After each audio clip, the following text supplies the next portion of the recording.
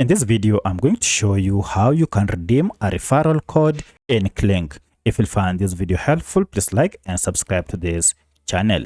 Alright, so by redeeming referral code, you'll be able to get a 50% discount on Kling AI. To do this, first go ahead and grab your referral code and then go ahead, use it to sign up to Kling. However, if you already have an account, go ahead and sign in, and then to redeem your referral code, go ahead and click on subscribe here.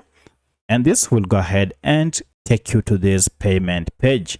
Here you can see we have an option to get bonus credit for the first month for the first time subscriber. So if you had not subscribed to any of the plans and you wish to do so, you can use a referral code to get a 50% bonus. Go ahead and click on enter code now.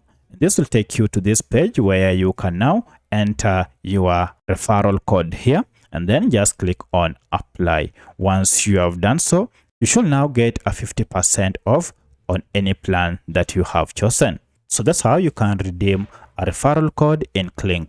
If you have any other question, kindly let me know in the comment section. Otherwise, thanks for watching and let's meet in the next video.